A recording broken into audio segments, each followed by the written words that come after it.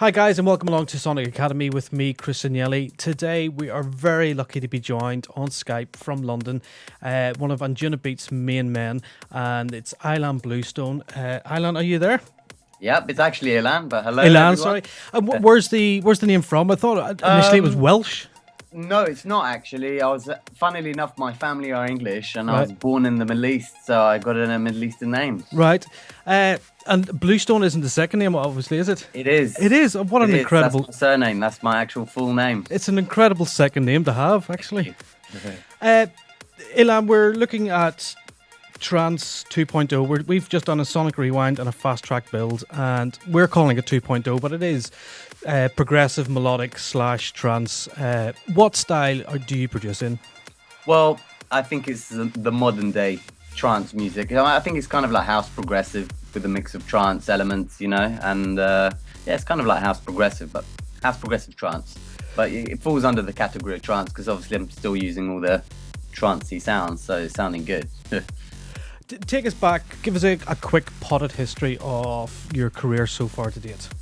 Well, I started off originally doing a lot of cheesy stuff in the past. That's how I really, I've been producing since I was about 9 years old, and the stuff that I was producing originally was psychedelic trance. Okay. And from that, I started on Impulse Tracker back in the day, and then I kind of had what everyone else had, which was like Dance EJ and all those cheesy programs which we all thought were amazing. Yeah. And then I moved on into Cakewalk. Yeah. And I've been using Cakewalk ever since. So from about the age of about 10, I've been using Cakewalk, the first versions of Cakewalk. And do you mean you're probably one of a very few producers using that particular software? Do you find it hard to? Do you feel like tempted by any other software at the moment, or just you know what you know and you get good results from? I watched my best mate Mar produce on Fruity Loops as if it's he just makes it look so easy. He just drags and drops, bang bang bang bang. He's got these whole projects don't go across; they go like that. They're just all over the place. And he just manages to produce any sound he wants through FL Studio, and it makes me think, hold on a second, FL Studio is so easy to produce with. I should be using that. Mm-hmm. And I've got another friend who uses Ableton as well, and he DJs with it as well. He DJs live with Ableton. Yeah. And it just makes it look so easy. And I'm just like, oh no, I might have to change software. But no, I'm just sticking to what I know because I've been trying so many different softwares, and I tried Logic as well. I couldn't really find that easy. I've been a PC fan most of my life, so I only use Mac for DJing with. But yeah, I suppose it's there's a lesson in itself that you don't need all the latest gear, all the latest software to be a top end producer. You stick with what you know, what you're comfortable with. Yes, exactly. I mean, your DAW is basically, it's kind of like your paintbrush. Let's just say that. And it's just all about how you use it. It's you can do wonders with any software you use. It's just the way you go at it. I suppose it's what you input into the software that's exactly. It's the way it's the way your kind of brain puts everything together. All the softwares do exactly the same. They have the same engines. They have the same everything. They just it's an audio engine at the end of the day, and you're just kind of you're constructing your project within that DAW, and it's what you do with it and how you layer things, and that's how it works. I think going back to my early producing days, we started on Cubase version 1.2 on an Atari, and I think what I miss is the limited options we used to have then. It was you had a few bits of gear, literally 2 or 3 synths, and that was it, and a sampler that sampled for 19 seconds, and you had to use that. And I think a lot of kids today get lost with the endless possibilities that they have. What do you have? A massive folder of plugins, or do you keep things very simple and very to what you know, and just use that? I always find it's great to have a new plugin. I mean, even your plugin you guys just made, the kick drum for Nicky Romero. I mean, that is amazing. It really is a very kind of precise kick drum machine. It's really good to to throw that on as a VST, and then have the kick drum ready to go, rather than just dragging waves and looking through folders and folders of kick drums, which I always, with me, if you don't have a good kick drum, you have a poo track. There's nothing you can do. You need to have a good kick to have a good track, and that's where a lot of people go wrong. They have great tracks, but the kick drum's really weak, or it's just not punching through the mix, and it really kills the record, and to me it's all about having a great kick.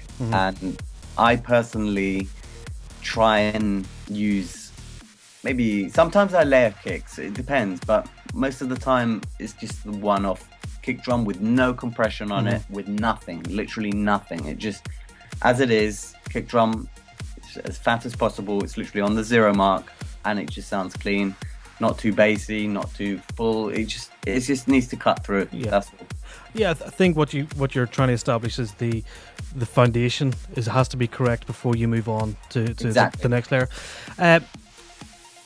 Where do you start? You're sitting down at a blank screen. What do you do? Is it a loop? Is it you jam on a piano, or what's the process? It depends. I mean, a lot of the time I use, obviously, my ears as reference. I listen to stuff that I like. I'm sure you guys, obviously, when you listen to a song, you're like, hey, wow, that sounds really good, and you're just trying to kind of establish how they did it. And that's kind of like the test I always give myself, is trying to reach someone else's sound, but obviously to make it better than when it sounds for them. And that's always been my challenge, and I always find that very exciting to do that. So I'd probably start off importing someone else's track that I like. Okay. I use that as reference. I'll have that as a track. I'll look at the way, I'll put, let's say, the Cakewalk Analyst on it, so just to see how the way it's how it's the waves coming out. And from there I will basically start working on my grooves, which is probably the beat, and I keep less loops. Everyone uses all these Vengeance loops all the times and stuff like that, and I just kind of try not to use loops and try and keep it less is more, obviously. So most of the most successful tracks at the moment don't really use any loops. They kind of have like certain elements from maybe those loops which chopped up. Don't just throw a Vengeance loop and say, hey, this groove sounds great. You cut it up, mess around with it, and try not to, in a way. Yeah, we are looking at loop packs and stuff at the moment, and we've been listening to a lot of stuff, and a lot of stuff is literally kick, a really wacky, good tight snare, and an off hat, and one or two little flourishes of hits or sort of nicely reverb things, scattered around the outside. There's not many clattery loops going on in productions today. You've listened to something, you've brought it in. What's the go-to synth? What's the right? I've got to open up. Where do you start? Do you start with a massive on a bass line, or do you start? Well, everyone uses Sylenth. I mean, I used to have the Virus TI Axis, and I've always had a Virus. I've had the Virus B. I've had the Virus TI. I've also had the Korg Triton. I've had so much hardware that I've just loved to work with. And when Sylenth came out, I was just like. When no one really knew about it, I was like one of the first to buy it, and I was just, wow, this sounds really fat. And I've managed to sit down there and make presets which sounded as fat as the TI. And obviously there's no comparison between hardware and software, but with careful and precision layering, you can get the same results that you get on the TI with Sylenth. And you have so many sound designers at the moment who, do presets which mimic the exact sounds that you want to get. You can do anything with stuff. Would you use any of those? Amazing. Would you use any of those sound designer packs, or are you highly recommended? Are you into sound design yourself? Do you like to sit at a blank? I like designing stuff myself. It does take me absolutely hours, and it's worth it, because you do sit there for hours messing around and creating your own presets, and you do have something which sounds really crazy. It's going to benefit, because now everyone's going to be like, hey, how did you do that sound? And when you sit there and said that I made it, it makes you feel proud, But I like taking presets which also exist and tweaking them even more to take them to that next level. And there's loads of different companies out there. So Sylenth would that be your main? You mean you're really great at doing that wall of sound, that real big, just it's something I really admire in your productions. Thank you.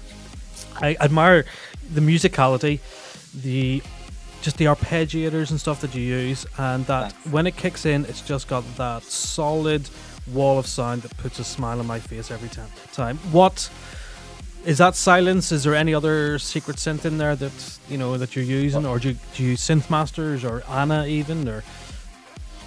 Well, firstly, thank you for your compliments. That means a lot to me to hearing that I make people happy with the beats. That's that for me encourages me to make more tracks. And secondly, yes, I use also Anna as well. When you guys brought that out, I actually use Anna in my track Fire Fire Fire. Yep. Funnily enough, about 70% of that, 60% of that track is made with Anna. And that was. Can you send us the patches? I think they're the default presets. Funnily enough. right. Which is great because they're. I think the bass line. It was definitely your default presets for the bass line. I used that.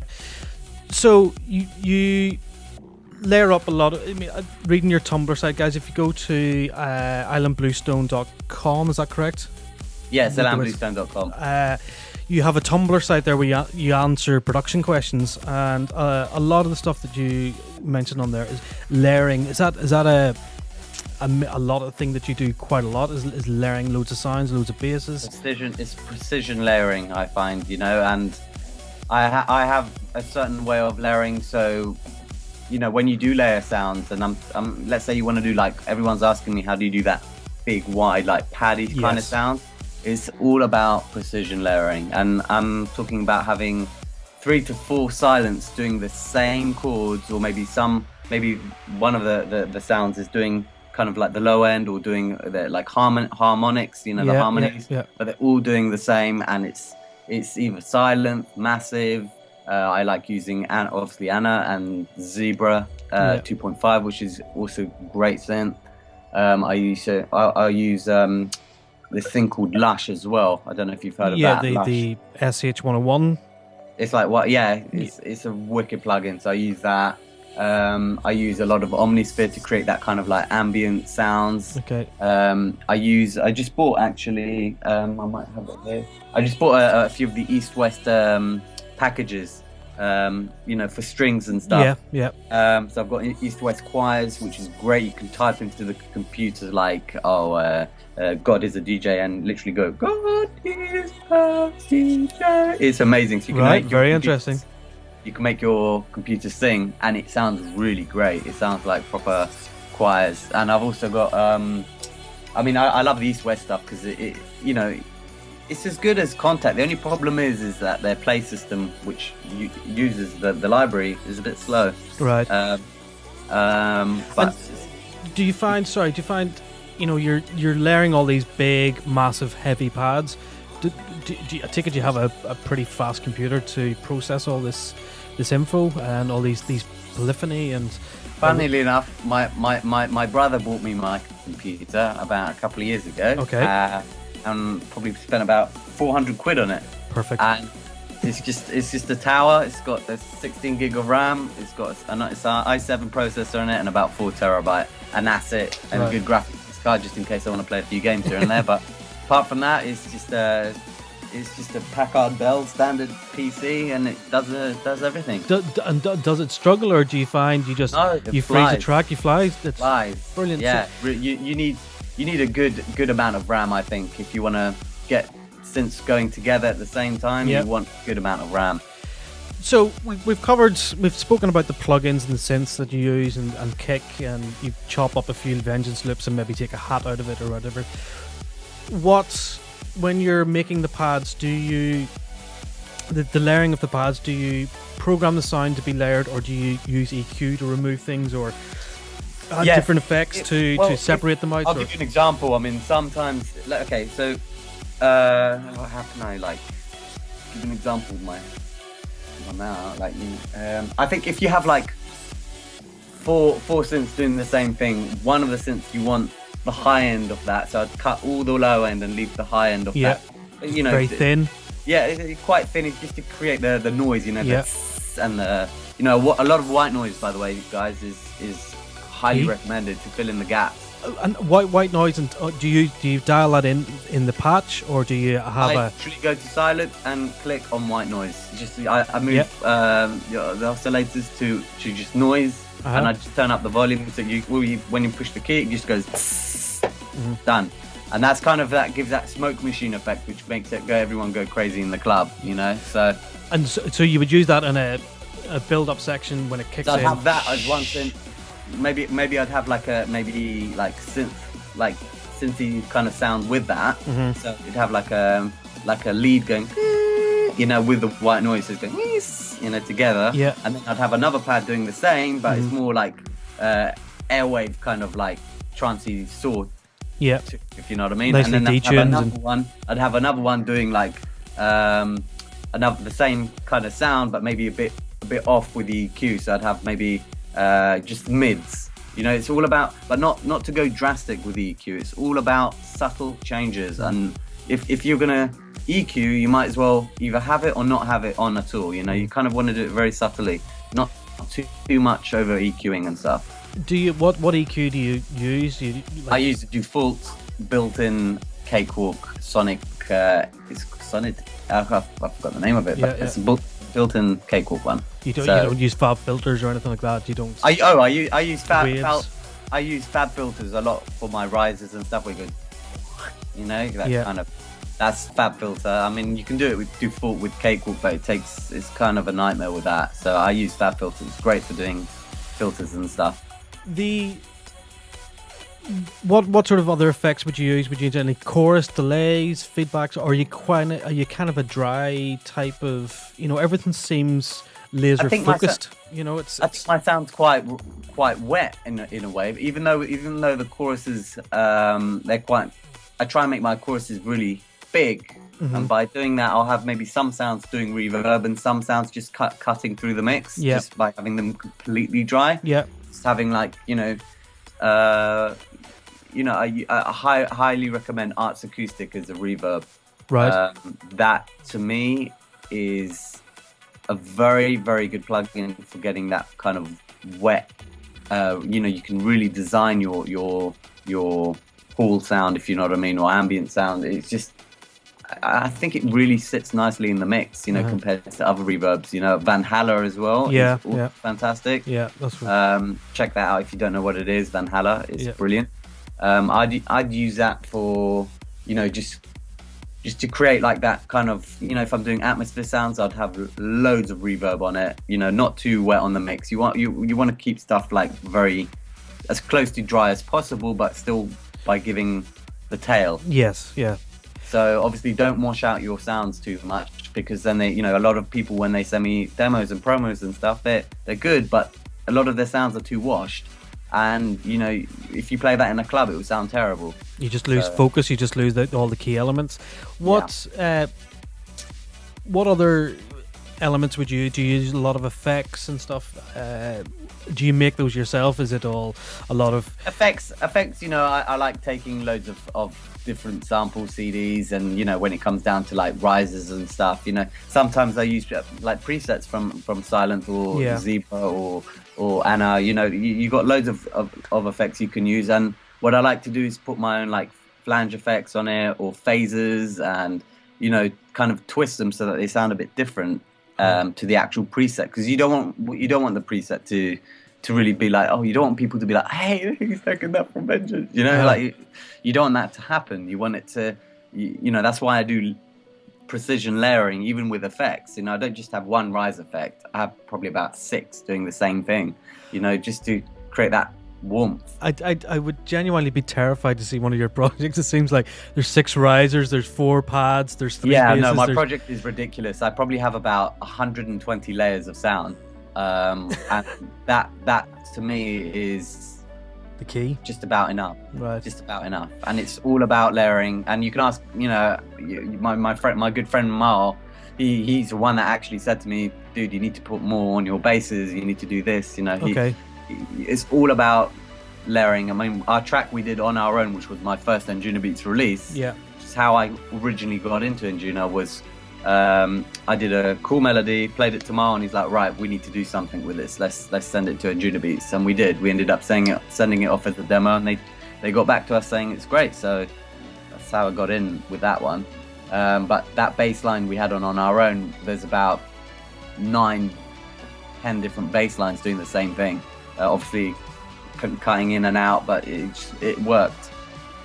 Let's move on to your releases. So the On Our Own, was that the first release you did, or had you stuff out my before that? first Anjunabeats release, yes. Okay. And then I moved on to Namaste, which was kind of like an Indian / ethnic kind of vibe, which I wanted to go with my beat. Yeah. And I mean, I used Massive on a lot of that just to create that. It had a really good bass line, which I managed to do on Massive with that. And I think there's a couple of bass lines going along there. You've done quite a few collaborations. Is that something that you've actively sought out, or is it just things that you've met guys and went, yeah, let's do this? You know, one key thing about music, as you all do, is network. You know, and it's something very important, and you learn a lot of other artists by networking and speaking to them and seeing what they get up to and how they work in the studio and stuff. So yeah, I mean, I'm always, you know, my track with Jerome, funnily enough, I met Jerome through Mel when he did one of his sets. We just bumped into Mal in, I think it was in Tel Aviv actually. He had a gig out there, and I was there. I was visiting Mal, and yeah, that's how I met Jerome Ismay, and we had a great time together. And from there, we were like, hey, he really liked my sound, and he wanted to bring out something fresh, so we did. I can see how, you know, you two guys, Jerome and yourself, would hook up and your sounds complement each other. How does it actually work in terms of the physicality of it? You know, you're on Sonar, he is presumably not on Sonar.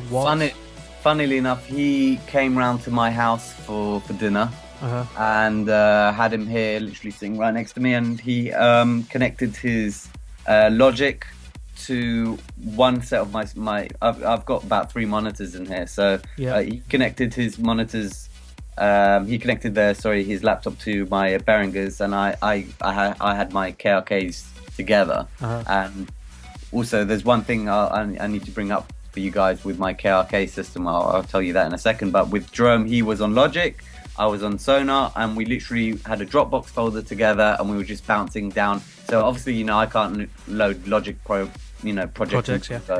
So it was just him bouncing down waves, throwing it in the Dropbox, and I'm, you know, next to him, and then I just load it up in my program, and that's, you know, we made a track in 6 hours. That's how we made Under My Skin. It was about 6-7 hours, and then what happened is it progressed to a point where that night we went to Ministry of Sound and we test drove it, and that's incredible. It was there, but it sounded great, but we were like, it can be bigger.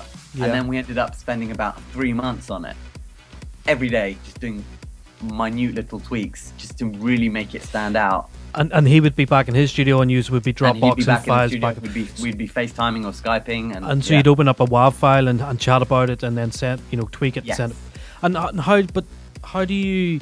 Is it one stereo file or stems that users are sending each other? Is that what you're working on? Well, obviously, if we'd want to hear how it sounds in total, we'd send like an MP3 demo. Yeah. And then from there, if you'd be like, you'd be like, I like it, Raceline, and then I'd just be like, okay, I like your that, and then we'll just exchange, you know. Okay. But we'd bounce them down as waves and put them in the drop folder.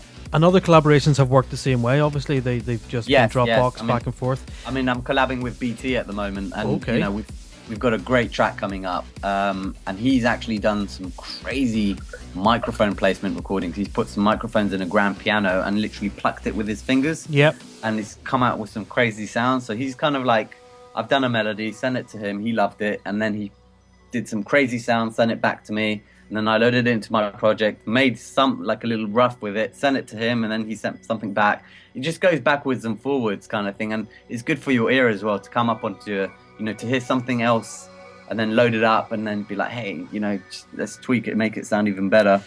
So yeah. The other I suppose the other big thing you're known for is your remixes, and that brings us back nicely to BT. You've probably just recently done Skylarking. You've done what do you call Gabriel in Dresden, massive. No, sorry, you didn't do Gabriel in Dresden. You did. Let me see. BT and Matt Zoe is the other one. what do you enjoy the process of remixing?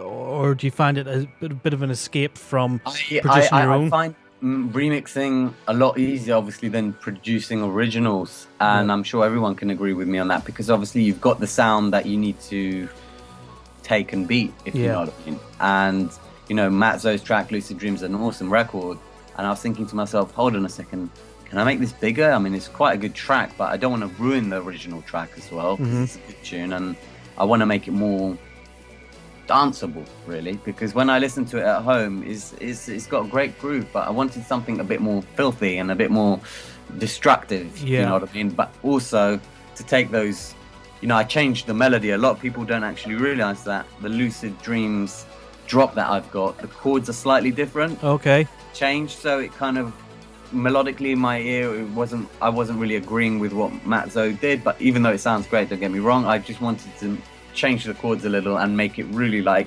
hands in the air, hearts thing, just go nuts. So that's what happened. And so you prefer the remixing process and than the original? Because I do prefer remixing. I'm kind of the opposite. I get sometimes intimidated by the, if I got Matt Zo's Lucid Dreams in, I'd be slightly intimidated and trying.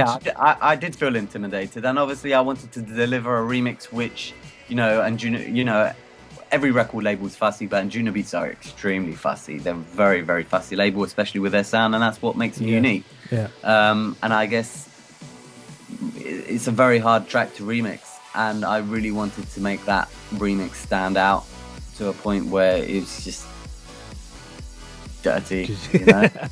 Has it been a sharp learning curve for you, or is it something that's just slowly developed? You said you started producing when you were 11, and I believe you were a guitarist and keyboard player. I picked up the guitar originally. And were you a rock head, or were you always into the dance scene, or what's? I used to listen to a lot of dubstep, a lot of like breaks, a lot of like even Enigma stuff. Enya, Hans Zimmer. All that kind of like emotion and like emotion in the music, and also the grimy side of things, where you've got even hip hop. I used to listen to Dre and all that, and Green Day and everything. I was listening to everything all the time, but Tiesto and PVD and Above and Beyond obviously were my main. I used to sit there at home and be like, what a tune, and like what a beat, and that's kind of what encouraged me. I was always into kind of like the grooves of sides of thing, and I was never really into like garage music, even though it was like a big thing back in the day. I kind of still was listening to house and trance, and it kind of evolved. Yeah. The scene in London has changed a lot. What is it in a healthy state, or is it what do you make of it at the moment? I think deep house at the moment is kind of where London's at, really. And I like deep house, don't get me wrong, but I do find that the minimalistic deep house tracks can be too repetitive. Yeah. To a point where it's just boring. Yeah. But what I do really like is the simplicity and the effective. It's really effective. Some of the deep house number ones at the moment. It's kind of what's there is right is what. Yeah, what's there is right, and it's simple production. Less obviously is economical more. Production, isn't it? Yeah, it makes you think. Hold on a second. There's like 5 layers on this track. I could do this. Yeah. But it's the way they came and did that idea originally, which is what makes everyone really excited. And where do you want to, what does the future hold for you? Is there an album in the pipeline? Do you continue to work with Anjunabeats, DJing, touring the world? My aim is to be with Anjunabeats, yes, and I'm working on an album at the moment, taking it slow, so no rush, but I'm working on an album which is going to be a mixture of trance, house, a bit of breaks, a bit of ambient, a bit of me playing my own guitar even. So it's going to be... Singing? Maybe. The thing is, with auto-tune these days, you can make Britney sound great. So Yeah. I don't know. I just I want to do my own stuff really, and just experiment and see what I can come up with. But yeah, the plan is for an album. And you mentioned earlier on we had a brief discussion before we came on air here about your monitoring system. Can you explain a little bit to the guys what is going on? You were talking about some system I'd never actually heard of. I have the KRK6s, which I highly recommend. By the way, a lot of people are like, "Oh, don't go near KRK." I wouldn't, but I started off with like Tannoys, and I had a pair of Yamahas, and I just found that the KRK6s were very. It's not obviously the most precise sound that you can get. It's a great sound. You've obviously got better monitors, which are 10 times the price. But for what you're trying to do and what you're trying to achieve, it's kind of like the amateurs production producers speaker. And I think it's great. You know, a lot of people use them. And I use this thing called the KRK Ergo system, which is like an enhanced room geometry optimization unit. A lot of people are like, oh, don't touch that. Don't go near it. You know, like even the AMB guys are like, we'd rather not have that at all and have our own precise studio, you know, measurements, and they're so precise with the way they get their studio, you know, to a point where it sounds, there's no like over bass, there's no too much trouble. It's kind of clinical, is it? Yeah, but if you want to be cheap and economical, like I used to be and still am in a way, so I highly recommend it, because what it does is it cancels out all the frequencies that you have on your final mix, where when you jump in your car and you're like, oh, why is my song too bassy? This thing really, by one button, it literally cancels out all the frequencies. It's like an analyzer, automatic EQ, but the way it does it is you get a little microphone which looks like this. It's a little microphone that it comes with, which looks like that, and you put it in all different places in your room, and then it sends crazy mad signals to your microphone, and then it learns your room size and how bassy it can be and how trebly it can be, and then it cancels it all out, and that helps me on my final mix down big time. You know, obviously you don't need it, but if you treat your room properly, then it sounds good. But I find that it helps me for you know, for where I have my studio positioning. Well, it certainly does, because you know your mix downs are pretty incredible. Speaking of which, and sort of finally wrapping up, your mastering chain. What is the mastering chain in your typical song? It depends. So, you know, there's no actual specific way of mastering. You know, everyone says, how does he master this? How do you do this? There's no final like precision way of mastering. You know, I use a few tools which I love using, and I have to say that, you know, I'm always trying to find a way of mastering perfectly. You know, I listen to other music and I'm like, hey, I want to sound like that as well, you know. And there's no precise way of mastering. I just think it's all about clever layering and having on your output, on your master output, you know, you want to have like a great limiter, which I use Invisible limiter, which is absolutely incredible for doing really good precision limiting. I mean, obviously everyone's doing that really fat squashed mix at the moment, which does kill a lot of dynamics, but Invisible limiter keeps them in, which is good. I also suggest, I mean, people ask me what compression I use on my synths themselves. Yeah, we'd love to know that. I don't even compress my synths, and I have a few, you know, when I'm doing my layering with my synths, I have one synth which will have a compressor on it, and the rest won't have compressors. They'll just have like high-end EQs. And do you then bus those all to one bus and everything gets routed to, like, obviously I have my kick drum which goes to a completely separate channel. I have all my synths going to one channel which has like a side chain out on it, such as LFO tool or whatever, and then that goes to the same channel the kick drum's on. So they all, at the end of the day, route to one channel, and on that channel you put like Invisible limiter on, you put quite a bit of EQ, and you know, you don't want to compress everything too much. You want to keep it very simplistic. And the synth pads that you're compress, are you using like any sort of tape saturation or anything on those? Because we've had a look at them, and like there's very little upper frequencies, but there's you know, at around 12-13k they roll off, and you know, is that what you're doing? Yeah, I mean, I don't really use any saturation at all. I use this plugin called Soundgoodizer, which you get from FL Studio, which is just like one knob kind of thing where you just turn it up a bit and it gives a bit of low end, and that's all I use. And I have that, and I have just very precise EQ on every synth's doing something else. One's doing this, one's doing that, but not too much. Don't forget, you don't want to over EQ your stuff. If you over EQ stuff, you can hear it, and it makes your final mix really annoying because you're like always faffing about on how to get it sound level. So yeah, you wanna keep everything at a certain volume as well. You don't want, if you are layering, you want to keep all the synths at the same volume so it sounds like one sound, and that's what the key is. It's all about having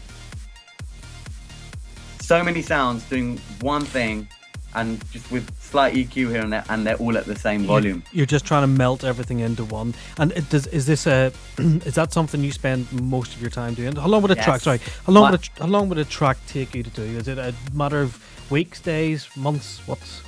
Well, like Spheres took me 2 days, and that is. I mean, that's. I mean, it takes me 3 weeks to do anything. So. Well, I the thing is, I was like that until I get like the minute you start.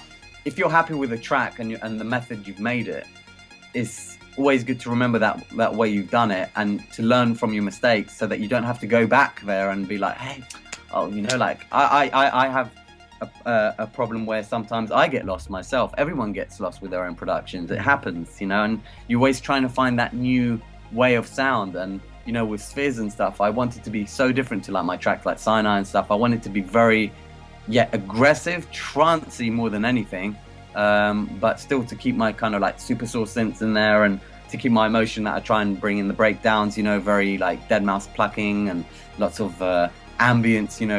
Ambience and atmosphere gives a lot of sound and a lot of depth to your track. In the background in my Spheres track, you can hear vocals going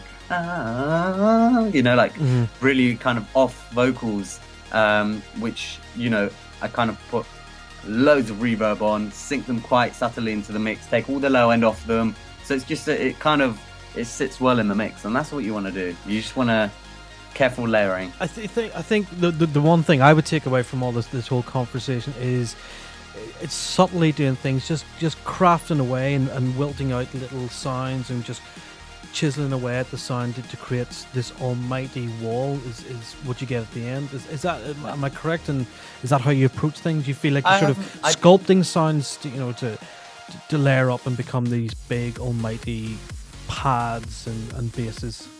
Yeah, I mean, it's all about creating that full epicness kind of wall in a way, but you don't want to over compress things. You don't, I hardly use compressors and stuff. That's music to my eye, because I think a lot of people compress things just for the sake of compression when they don't actually need compressed. You say you don't really compress a kick drum.